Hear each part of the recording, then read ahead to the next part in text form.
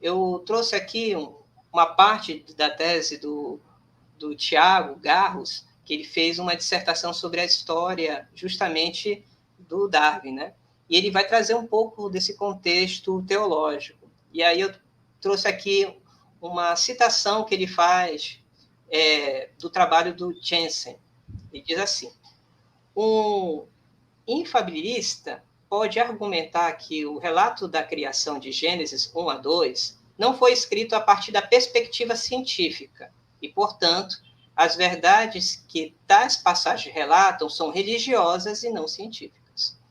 Em contrapartida, um proponente da posição da inerrância provavelmente insistiria que não existe diferença dos tipos de verdade e que, enquanto a verdade contida em Gênesis 1 e 2 pode ser declarada de forma poética, o relato do processo da criação é descritivamente preciso o que relata em Gênesis, e a análise científica pode, em princípio, serem reconciliadas. Finalmente, um literalista provavelmente afirmaria que o relato da criação de 6 dias de Gênesis significa exatamente o que diz o texto, ou não significa absolutamente nada. Então, ou é 8 ou 80, não tem como mudar, né? Desse ponto aqui em diante, eu gostaria de falar um pouco sobre essa ideia de literalismo bíblico, né? Esse literalismo bíblico, ele é chamado de ultra-restrito, né? E tem que aceitar-se a Bíblia sem abordagem de qualificação, ela se torna absoluta em tudo, né? O próprio texto bíblico não parece se colocar assim, parece se colocar como uma revelação divina, né? Mas não se parece colocar como inerrante nesses termos, nesta forma, né? Então, o que vai acontecer? Existe aí, por trás, muitas das vezes não é reparada, um tema filosófico, que seria o tema de como você constrói a verdade bíblica, né? A mentalidade. E vamos falar que nós estamos aqui na modernidade, né? A modernidade está tocando o pensamento, a forma de pensar. O modernismo está aqui, né? Não dá para dizer que não existe.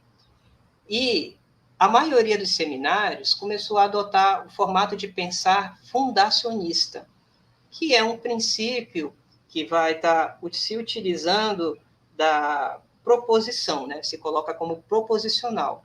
Toda verdade ela é racional. E essa verdade racional, pela experiência e pela ciência, pode ser comprovada. Você vai ter os fundacionistas clássicos, que é chamado fundacionismo forte, né? Que vai se tornar essa ideia aí, que vai dar base para a ideia do literalismo.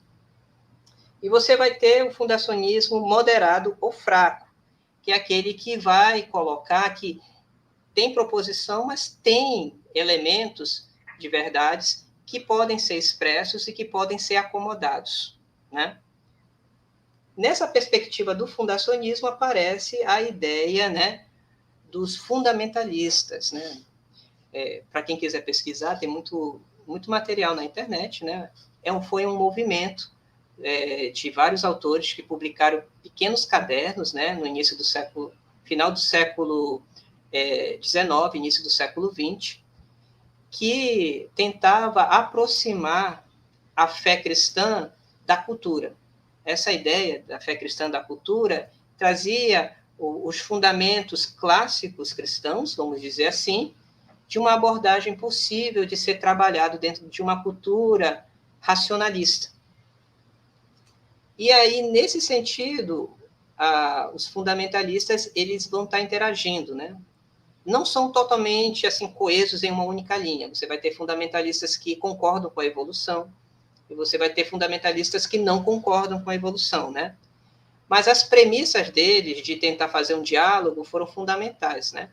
Depois, uma parte dessas ideias fundamentalistas, elas são aglutinadas e vão se transformar o que nós hoje chamamos de fundamentalistas, que seriam, via de regra, pessoas ligadas a um pensamento mais literalista da Bíblia Sagrada, né? E que confronta qualquer tipo de área da cultura que não concorde com essa leitura literalista. Alguns, até dos próprios fundamentalistas originais, se afastaram desse termo por causa disso, né? Bem, com isso em mente, pessoal, tem atualmente nessa linha da inerrância o que chama de terceira onda da discussão, né? Que vai trabalhar um pensamento teológico chamado encarnacional, né? Ele vai se basear, vai pegar justamente a corrente que tanto criticou o movimento fundamentalista, que é o movimento de interpretação histórico-crítico, mas vai adaptar isso para a construção de um pensamento encarnacional. Vai fazer uma metáfora, né, na verdade. Assim como Cristo, que era perfeito, se encarnou e se fez homem, a teologia também tem que pensar de uma maneira encarnacional, entender o texto bíblico como ele é, não negar anacronismo, não negar determinados pontos, erros, mas entender que Deus decidiu falar desta maneira, né? E aqui eu paro o meu momento teológico, vamos dizer assim, né? A partir dessas premissas, pessoal, a gente pode perguntar, e assim, como é que a gente trata isso hoje? Primeiro, eu acho que a gente tem que falar de algumas realidades. Nós temos uma academia que trabalha com biologia, com ciências, em algumas universidades, ciência de ponta, né? E sempre foi um problema, no mundo todo, o diálogo da ciência com a grande massa populacional. Sempre foi um problema. Em países pequenos, como na Europa, esse problema até que é resolvido pelo letramento científico, e por serem países muito ricos, isso tem uma facilidade de cultura, né? De ter uma cultura bem diversificadas. Mas, por exemplo, países como o nosso, que tem muitas diferenças sociais, é comum, por exemplo, muita gente terminar o ensino fundamental, o ensino médio, e ainda assim não saber somar, não saber dividir, não saber coisas básicas de ciência, né? Porque tem um resultado muito fraco, infelizmente.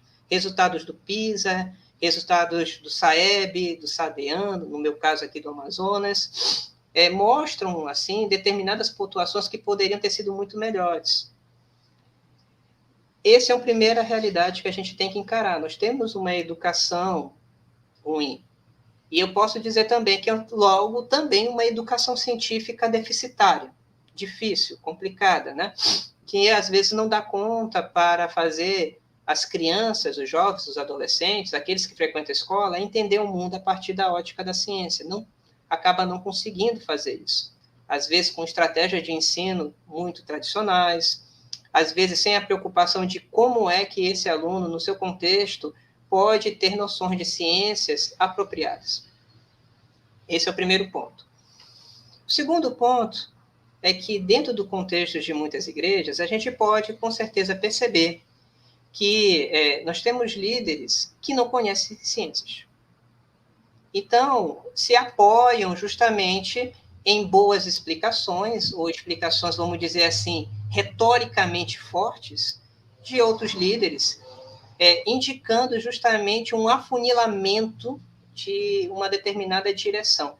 E esse afunilamento, via de regra, conduz esse grupo a ficar em um gueto cultural, né? Você não pode estudar, vamos dizer, ciências, porque, de repente, isso pode prejudicar a sua fé. E aí a pessoa nunca se aprofunda nos estudos de ciências, nos estudos de literatura, né? Nos estudos de matemática. Então, há um processo de empobrecimento. E dentro desse cenário, nós estamos, assim, tendo um impacto das tecnologias digitais, né? Muita gente diz, nós estamos na sociedade da informação. É verdade. Mas muitas das vezes a sociedade da informação, ele não permite que a gente produza uma cultura de longo prazo, de qualidade, que possa propiciar virtudes intelectuais. Um pensar crítico, um meditar, uma mente aberta para receber opiniões diferentes. Não estou dizendo como um todo, mas, assim, muitas das vezes acaba contribuindo o nosso ritmo, o nosso estilo de vida, mais para vícios do que para virtudes. Então, a pessoa fica muito presa a novidades e pouco apreço ao pensamento crítico, a um pensamento organizado, né, diretivo, ao mesmo tempo rigoroso. Não se tem isso, né? Nesse caldo cultural, aí vai se perguntar, como é que vai se acomodar determinadas descobertas científicas feitas no mundo das pesquisas, nas universidades, nos centros de pesquisas, que muitas das vezes é visto como lugares muito altos, no qual o povo nunca vai chegar, ou muitos deles assim pensam, né? E, ao mesmo tempo, determinados cientistas que estão trabalhando em áreas de ponta com pouco diálogo com a população em geral, com poucos processos de divulgação científica e mostrando no que pode contribuir determinado conhecimento científico. Então, fica com pontas, vamos dizer assim, isoladas.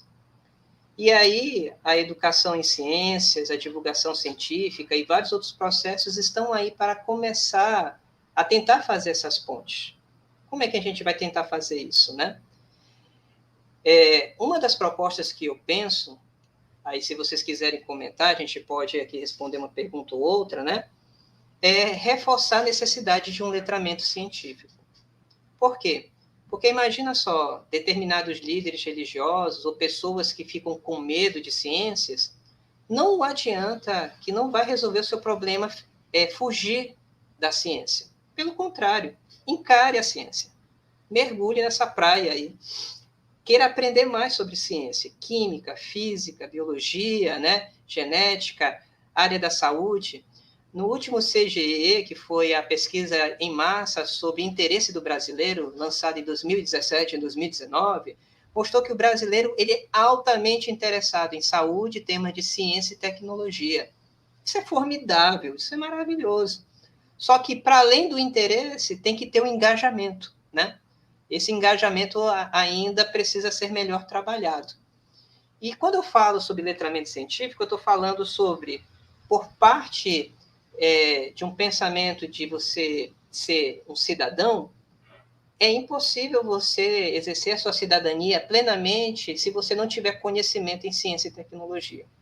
Entender o básico de algumas coisas. Por exemplo, paternidade funciona facilmente comprovável por DNA, né?